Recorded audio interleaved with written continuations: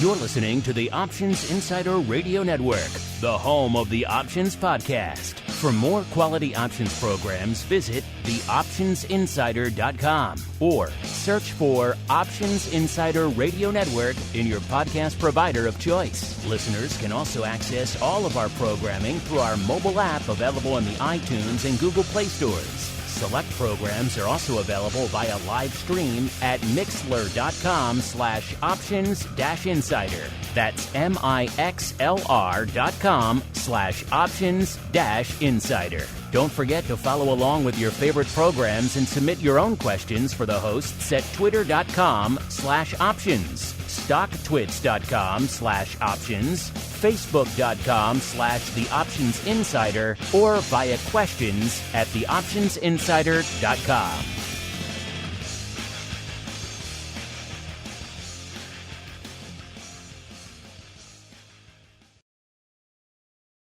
This is the Options Industry Council's Wide World of Options.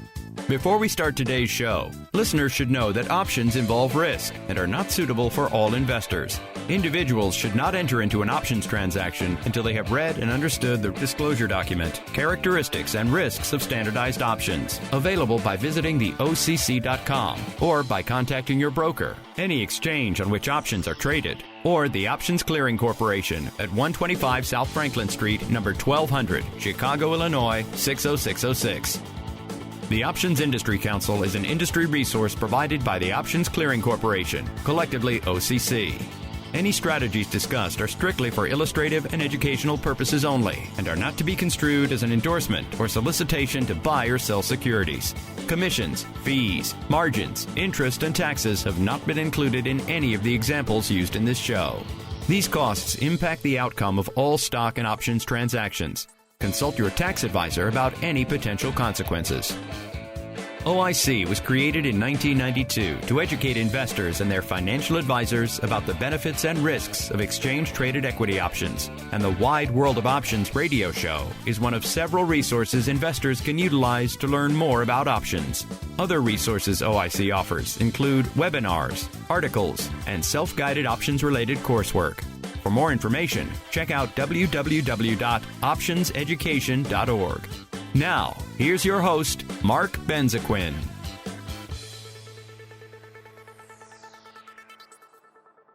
Hello, everyone, and welcome to another episode of OIC's Wide World of Options. My name is Mark Benzaquen, and joining me once again in the studio today is my colleague, Ken Keating, a 25-year options veteran with roles ranging from market maker, risk manager, portfolio manager, amongst others, and now a fellow options instructor here at OIC. Ken, welcome back. Thanks, Mark. I'm happy to be here. So, Ken, I was talking the other day with a longtime options investor, and they were surprised that they were assigned on an out-of-the-money short put. After discussing the issue with her, I realized that in many cases, there's more than meets the eye when it comes to exercise and assignment, specifically when it comes to early exercise, trading halts, after-hours trading, things like that. So with that in mind, I was thinking we might have a discussion about exercise and assignment in general before zeroing in on these unusual cases. How does that sound? That sounds great. Let's do it. All right, so let's start with the basics for those listeners that might be new to options. Ken, give me a high-level overview, if you would, as to the exercise and assignment process and how it works. Okay, well, just to start with, for options holders, so basically we know that options buyers have rights and option sellers have obligations. So anybody who owns options owns the right, in the case of calls, to buy that security on or before expiration at their strike price, and in the case of puts, has the right to sell that security on or before, at their strike price on or before expiration for whatever reason they want. Now, the seller, on the other hand, has the obligation to fulfill the terms of that contract. So in the case of somebody who short calls, if they are assigned, they would have to deliver stock. They would be paid their strike price times 100 and have to deliver shares to the exerciser. And in the case of short puts, they would have to pay their strike price times 100, and they would receive 100 shares per contract of that security. So exercise and assignment in terms of, once again, buyers have rights, sellers have obligations. So the way that those rights are enacted and the way that those obligations are fulfilled is the exercise and assignment process. That is correct. That is correct. Okay. And typically investors would only choose to exercise their contracts deemed to have value at the time of expiration, and that's what we call being in the money. And to streamline the process, OCC created a mechanism to automatically exercise those in the money contracts, right? What is that process? So this is a process called exercise by exception. And what that means is it's more of an administrative convenience for our member firms where contracts that are deemed to be a penny or more in the money at expiration are automatically exercised. Now, different brokers might have different exercise thresholds that might be greater than a penny. So you'll certainly want to reach out to your broker to find out what exactly that threshold would be as it applies to you, if it's different from the 1 penny. But as I mentioned before, as an administrative convenience, exercise by exception is a penny or more in the money, and it's a convenience that is that we extend to our member firms. Okay, so that addresses the issue of exercise at expiration. But we also know that with an American-style contract, such as equities, for example, buyers can exercise at any time. And this is something that Roma and I discussed during our last podcast, early exercise in the face of a dividend. And that's kind of an unusual circumstance or kind of outside the box, under the surface, if you will, outside of a normal expiration exercise process. So let's talk about early exercise. What are your thoughts on that? Sure. So in the case of American options, they can be exercised at any time that the holder wishes. That's on or before expiration. But keep in mind that anybody who decides to exercise early, there has to be an economic incentive to exercise early, because by exercising early, you are, in a sense, accelerating your expiration. And by doing so, any time premium in that option would be foregone by the long holder, and it would accrue to the seller. So in the case of a dividend, let's just say your contract expires in 1 week, and maybe you're long the 45 call, the stock's trading 55. So it's $10 in the money. And maybe it's trading for $10.10. There's 10 cents of extrinsic value or time premium in the option. And that you would lose if you exercise it. Right. But let's just say that tomorrow that stock is going ex-dividend for 50 cents. So remember that only stockholders are entitled to dividends. Option holders are not entitled to dividends unless, of course, they exercise their contract and take delivery of the shares. And become a stockholder through that process. Exactly. So in this case, because the dividend is greater than the amount of the time premium in the option, in this case, 50 cents is greater than 10 cents, there's an economic incentive for the option holder to exercise their long contract. In a sense, they're going to forego that 10 cents, but in return, they're going to receive the 50-cent dividend. So anybody who short that contract, if you have a covered call situation on where you're short that call and long stock against it, and because the dividend is greater than the time premium that option is a strong candidate to be exercised early for the dividend. So knowing that, if you have interest in receiving the dividend, you're going to have to buy that call back in the open market, maybe roll it to a higher strike price to avoid early assignment. But there in that situation, there's an economic incentive for the call holder to exercise early. So one way to make that determination as the call holder, whether or not you should exercise early, is looking at the time value in the option versus the amount of the dividend. Correct. Last podcast, Roma and I also talked about something that traders look at, that market makers look at, and that's looking at the value of the put rather than the value of the call. Walk me through that, if you would. Well, there's something called put-call parity. So options that share the same strike at the same expiration have a direct relationship to one another. So in the case of that 45 call that's $10 in the money, that call had $10 of intrinsic value and 10 cents of extrinsic value or time premium. Well, the 45 level put, which would be out of the money, should have roughly about the same amount of extrinsic value as the call, okay, for put call parity to hold. So the put should be trading roughly around a dime, okay? Maybe the market on its nickel bid at 15 cents, but roughly it should be about a dime. So as I mentioned before, there is a direct relationship between calls and puts that share the same strike and the same expiration. And if that relationship is violated, there would be an arbitrage opportunity. And because markets are pretty efficient these days, those opportunities wouldn't last very long. Okay. So the early exercise, while it's kind of outside the box of your typical option contract, it's definitely not something that is rare. Dividends happen all the time, and there's early exercise is typically a result of that for those in the money options that you talked about.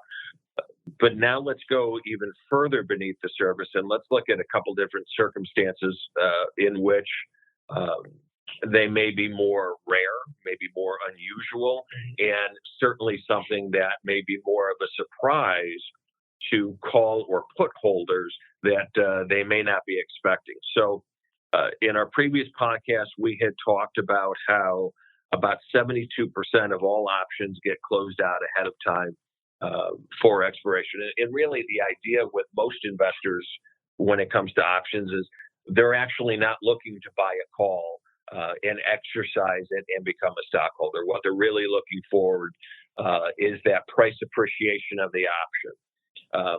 The problem is they can only realize that price appreciation when they sell that contract to close.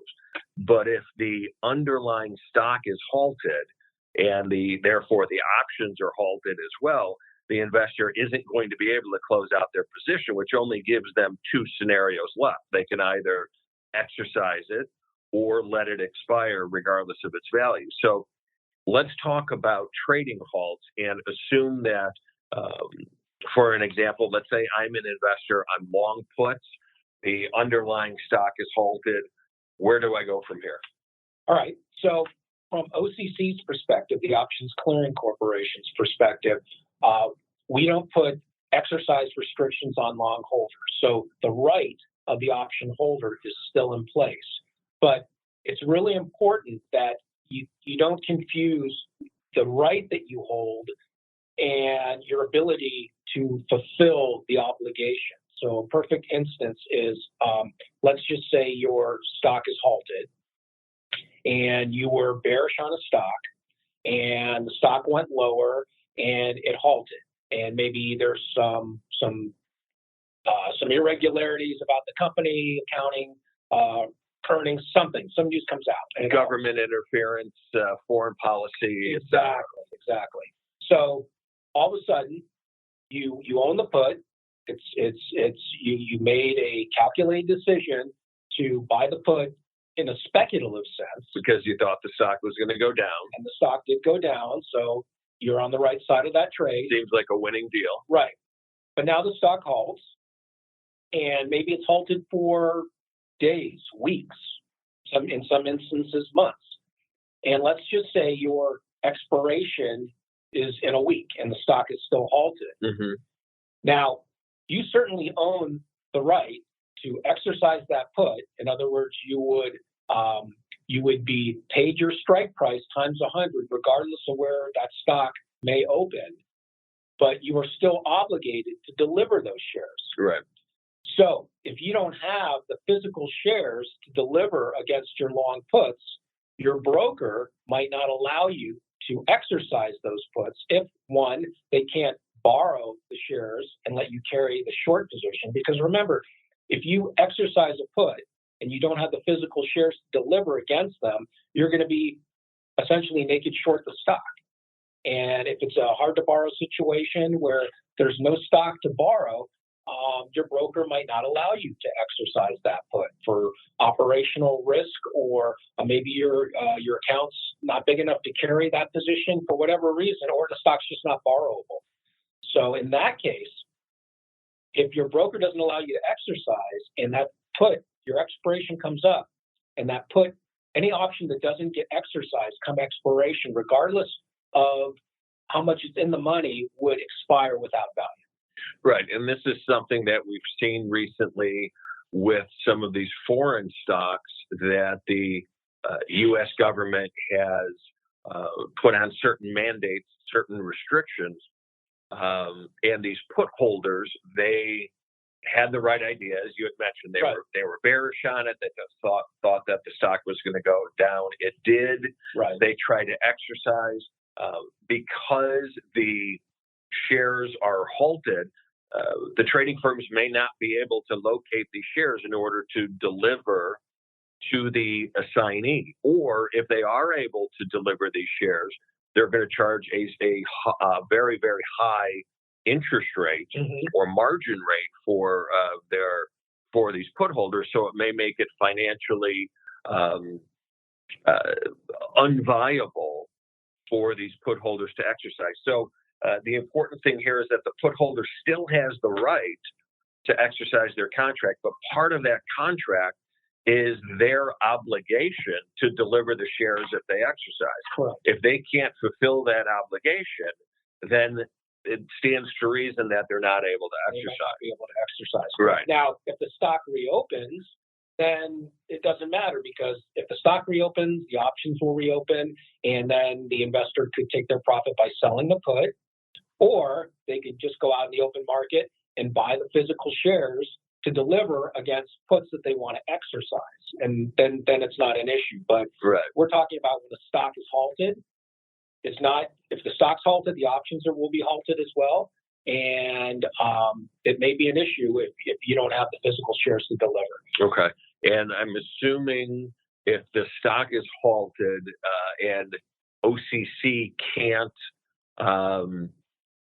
come up with a value for the underlying shares because they're not trading in the market, then that automatic exercise process that we talked about earlier, that's going to go out as well, right? Correct. So because that if a stock is halted, there's no telling where that stock may open when it reopens, if it reopens. And because of that, investors have to make an independent determination of whether they want to exercise their contracts or not. So contracts are not automatically exercised. So OCC puts out a list of securities that have been removed from X by X processing. That memo comes out on Tuesdays, every Tuesday of the week. And it's a list of securities. You can go to the OCC website. Just take a look at that memo. It comes out every Tuesday of securities that are on that list. But if one of your securities is on that list and has been taken off of X by X processing and your expiration comes up, once again, you would have to make an independent determination whether you want to exercise or not. So if you chose to exercise, you would have to do so manually through your broker, through what is known as a contrary or contra exercise notice. You would have to manually exercise those contracts. You cannot assume that those contracts would be automatically exercised, regardless of how much in the money they were at the time of the halt. Okay, excellent. So while they still retain the right to exercise, the investors may not have the ability to do so for one reason or another. So certainly something that they should be discussing with their brokerage or trading firm if they do find themselves in this scenario. Absolutely. Okay. Let's get into our last point, which deals with after-hours trading. And let's assume that I'm short $50 calls. Stock closes $49 on expiration Friday. Now, normally one might assume that I'm safe from assignment as my calls expired out of the money, or I should say calls are deemed to be out of the money based on that closing print. But I'm not necessarily safe from assignment, am I? Right. So once again, the only way to truly avoid an unwanted assignment is to buy any contracts that you're short, you're at risk of being assigned on. Mm-hmm. So the only way to mitigate against an unwanted assignment is to buy that option back in the marketplace on or before expiration. So, let's say a stock closes at $49. Some news comes out in the aftermarket. You're short the 50 call, and all of a sudden that stock is trading 53. Okay. Well, anybody who's long that contract can still exercise it up to their broker's cutoff period. Mm-hmm. So for OCC's member firms, for our member firms, we have a cutoff period of 90 minutes after the New York close in which that our member firms can choose to exercise their contracts. Now, keep in mind that 90-minute window is for our member firms. Now, your broker may have a lower threshold than that 90 minutes. I've heard of some notable firms where the exercise threshold is as little as 10 or 15 minutes after the close. So once again, you'll want to check with your broker as to what their exercise cutoff period is if there's a contract that maybe you want to exercise that closed out of the money, or maybe even a contract that closed in the money that you choose not to exercise because maybe because of aftermarket movement, that contract is now deemed out of the money. So, right. Yeah. And so what you're saying, stock closes $49. I'm short a $50 call. Pardon me. After hours news comes out, stock is now trading 53. Mm-hmm. As the option seller, as the call seller, I'm expecting not to be assigned because stock closed at 49. But in reality, now that it's trading 53, and let's say you're the buyer, mm-hmm. you may decide to exercise that contract, right? Which you would need to do so manually because it did, in fact, close out of the money. Yeah. But now I'm all of a sudden at risk of assignment. And to me, the big risk isn't necessarily for an individual contract, but maybe even more so for a spread. Let's say I had that call spread on the $50. Let's say I had a $50, I was long a $50 call. I was short a $52 call. Now my long option theoretically is going to expire out of the money because stock closed at 49. Right. I have the right to exercise that at 50 if I choose to. But if I don't exercise that contract is going to expire out of the money. My short 52 strike call, I am going to be at risk of assignment. And if stock, so now I'm selling stock at 52. I'm short stock from $52, even though I expected to have no stock position whatsoever.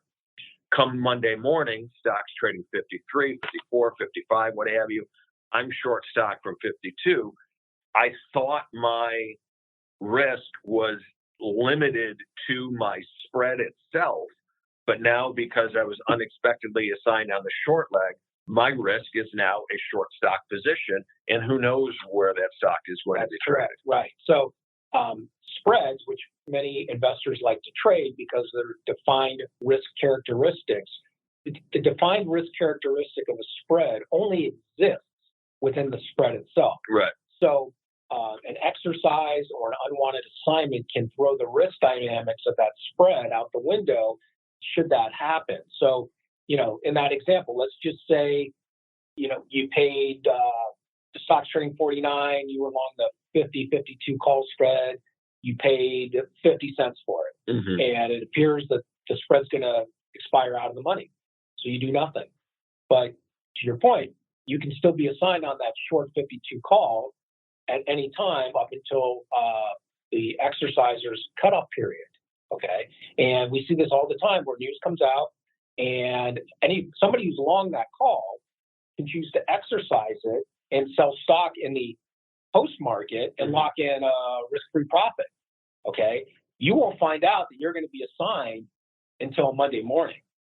So you could very well wake up on Monday morning short the shares with all the risks associated with being they could short the shares. Right. While you had expected to wake up with absolutely no position whatsoever. Yeah. You expect the most you're going to lose is, say, the 50 cents that you paid for that spread, but now you're naked short the stock, and stock, you have all the unlimited risk that being short shares that goes hand in hand with short stock. Correct. Right. Gotcha. Excellent.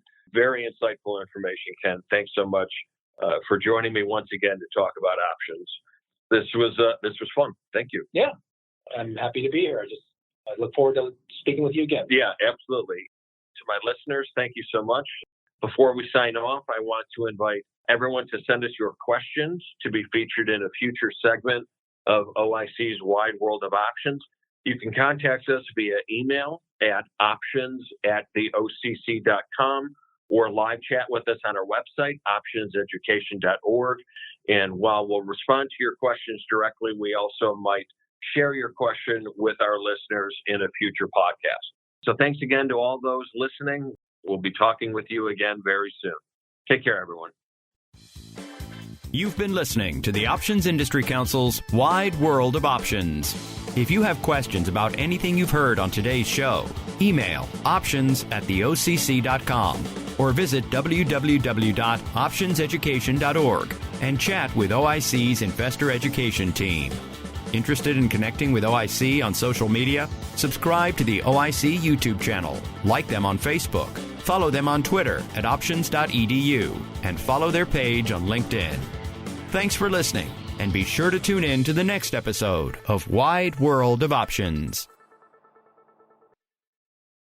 You're listening to the Options Insider Radio Network, the home of the Options Podcast. For more quality options programs, visit theoptionsinsider.com or search for Options Insider Radio Network in your podcast provider of choice. Listeners can also access all of our programming through our mobile app available in the iTunes and Google Play stores. Select programs are also available via live stream at mixlr.com/options-insider. That's mixlr.com/options-insider. Don't forget to follow along with your favorite programs and submit your own questions for the hosts at twitter.com/options, stocktwits.com/options, facebook.com/theoptionsinsider, or via questions@theoptionsinsider.com.